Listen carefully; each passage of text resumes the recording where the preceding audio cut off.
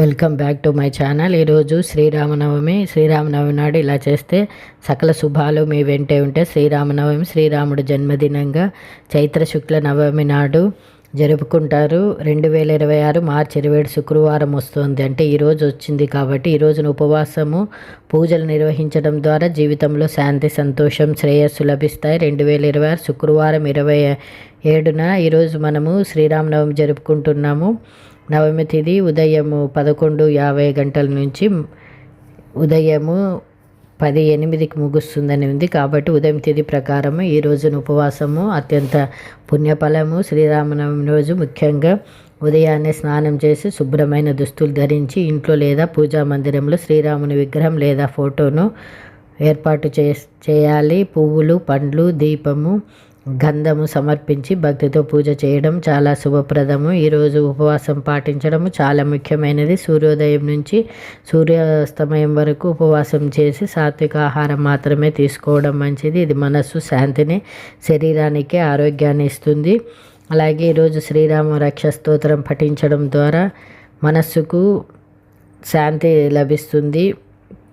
ఇది భక్తితో మనస్సుని దేవునిలో లీనమయ్యేటట్టు చేస్తుంది, ప్రతికూల శక్తిని తగ్గిస్తుంది. రామాయణ పఠనం చాలా ముఖ్యం. రామాయణంలో ముఖ్యమైనటువంటి ముఖ్య భాగాలను ముఖ్యంగా బాలకాండ లేదా సుందరకాండను చదవడము అత్యంత శుభప్రదము. ఇది జీవితానికి మంచి మార్గాన్ని సూచిస్తుంది. శ్రీరామాయ నమః, శ్రీరామ జయ జయ రామ, జయ జయ రామ వంటి మంత్రాలను జపించడం ద్వారా మనస్సుకు ప్రశాంతత లభిస్తుంది. కనీసం 108 సార్లు జపించడం ఉత్తమము. శ్రీరామనవమి సందర్భంగా ఈరోజు పాటించడం ద్వారా భక్తులు ఆధ్యాత్మిక శాంతిని పొందుతారని నమ్మకము. శ్రీరామనవమి రోజు శక్తివంతమైనటువంటి కొన్ని మంత్రాలు పఠిస్తే చాలా మంచిది.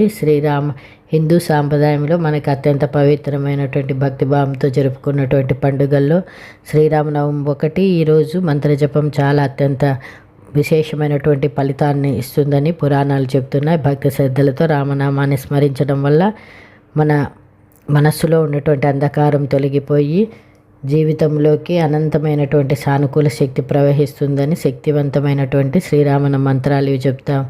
ఈరోజు ఓం శ్రీరామాయ నమః ఇది అత్యంత సరళమైనది.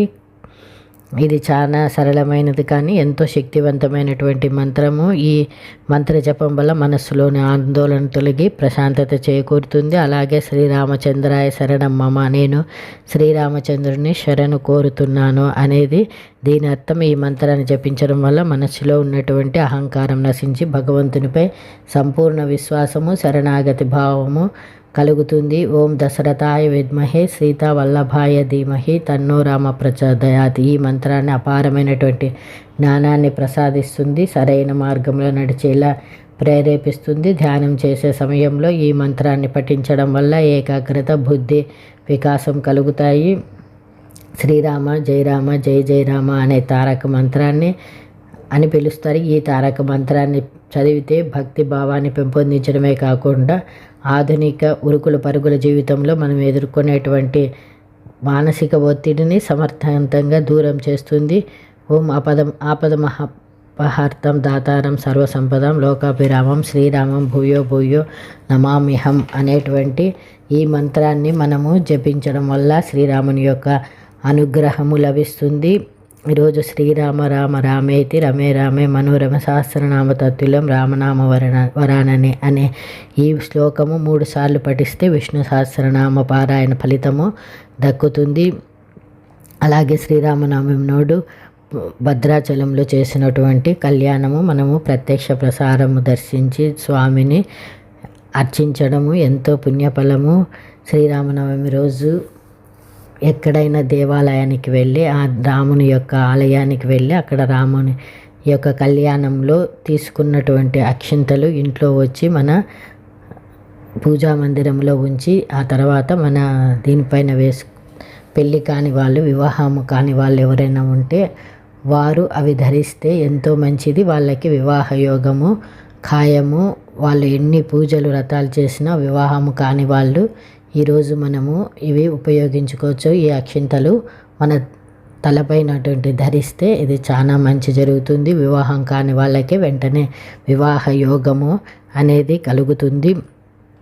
అలాగే కాకుండా శ్రీరామనవమి రోజు ఎంతో ప్రాధాన్యత ఉంది. ఈ రోజున రాముడు సాధారణ మనిషి జీవితాన్ని అనేది ఒక అవతారము. ఈ అవతారంలో మనకి ఎటువంటి నియమాలు పాటించాలి, దేవుడైనప్పటికీ ఆయన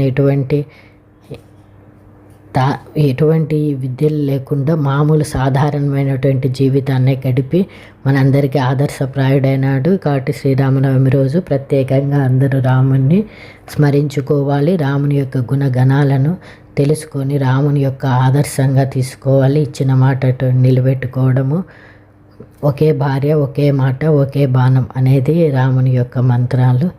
ఈ గుణాలు తప్పకుండా అందరూ ప్రతి ఒక్కరూ స్వీకరించాలి. రాముని యొక్క అడుగుజాడల్లో తల్లిదండ్రులను గౌరవించాలని, గురువులను గౌరవించాలి.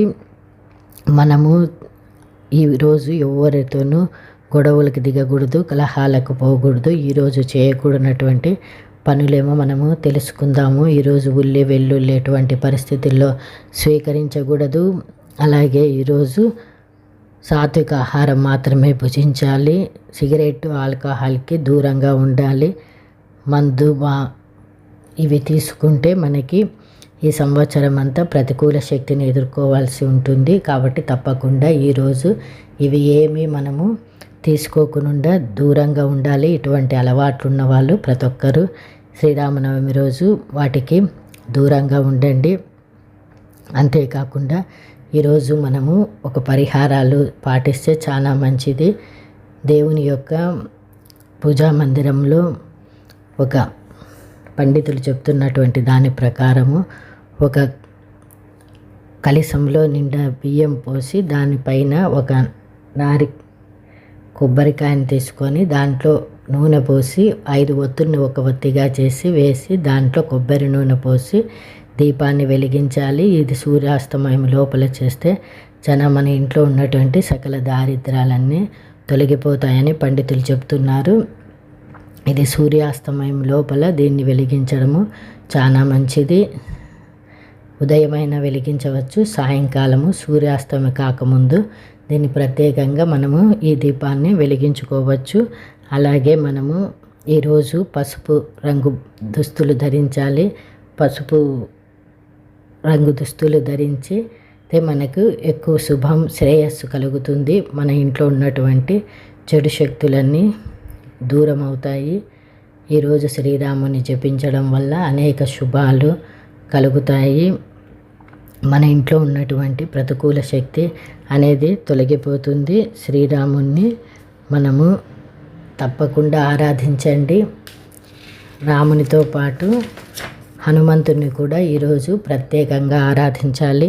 హనుమంతుని యొక్క విగ్రహాన్ని పూజా మందిరంలో ఏర్పాటు చేసుకొని హనుమాన్ చాలీసా పఠించాలి. ఎక్కడైతే హనుమంతుడు ఉంటాడో అక్కడ రాముడు ఉంటాడు, ఎక్కడైతే రాముడు ఉంటాడో అక్కడ హనుమ ఉంటాడనేది మనకి పురాణాలు చెప్తున్నాయి. శ్రీరామనవమి రోజు మనము శ్రీరామనవమి పూజ చేస్తే అక్కడ హనుమంతుడు తప్పకుండా ఉంటాడు. మన ఇంట్లో ఉంటే ప్రతికూల శక్తి తగ్గిపోతుంది.